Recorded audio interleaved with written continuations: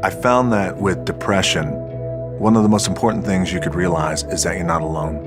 You're not the first to go through it. You're not gonna be the last to go through it. And oftentimes it happens. You feel like you're alone and you feel like it's only you and you're in your bubble.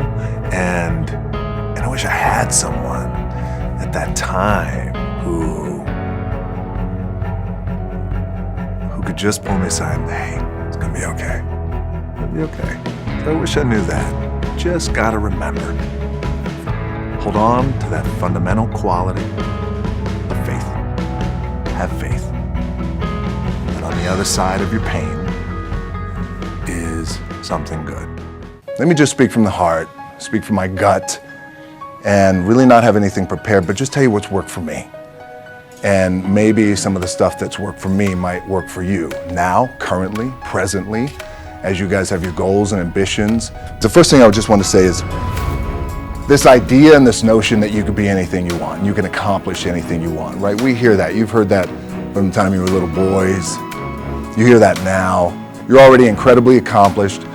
You can win an NBA championship, MVP of the league. You could become president. You could become governor. You could be in entertainment. Do whatever you want to do. You guys know that. The thing that has worked for me is to remember the hard times. So, and I'm sure you guys all have your processes. And again, I'm going to tell you what's worked for me. So before a big movie comes out, before back in the days when I was wrestling with WWE, a WrestleMania match, anything big that would happen, I would always take a moment and I just remind myself, all right, I was evicted when I was 14. We were kicked off the island. We couldn't live in Hawaii. Had no place to live.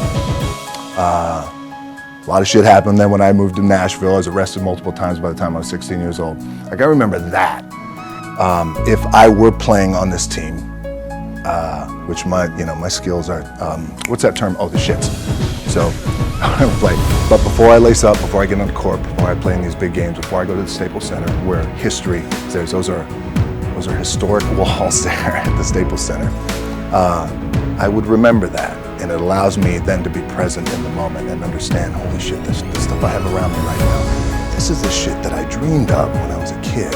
I am here. I played for University of Miami, played for great teams. Warren Sapp, Ray Lewis, they were my teammates. They were balling. Warren Sapp was playing tight end at that time. I was starting defensive tackle. Yeah. They moved him over to D-line. And he looked at me, he's like, yo, dude, I'm gonna take your spot. And I said, you ain't taking my fucking spot. He said, I'm gonna take your spot. I said, yeah. We battled, and he took my spot. Like, you can imagine how that felt, because there goes my opportunity. He went in, switched to defensive tackle, lit the world on fire. Well, what that did, it crushed me, it crushed my dreams. I had a piss poor senior year, zero production, no NFL, no combine invite, nothing. Finally went to the CFL, Calgary Stampeders, making $250 a week Canadian. Now I had to send that shit home to my wife at that time. Had no money. So I remember that.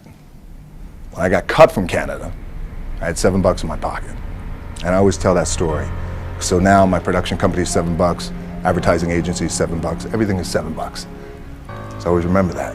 What helps me is to keep the hard times in the front of my mind, because it allows me to go into these big moments that I've worked my ass off, and you guys have worked your ass off. It allows me to go into these big moments with a different perspective. What it also does for me, and again, this is what works for me.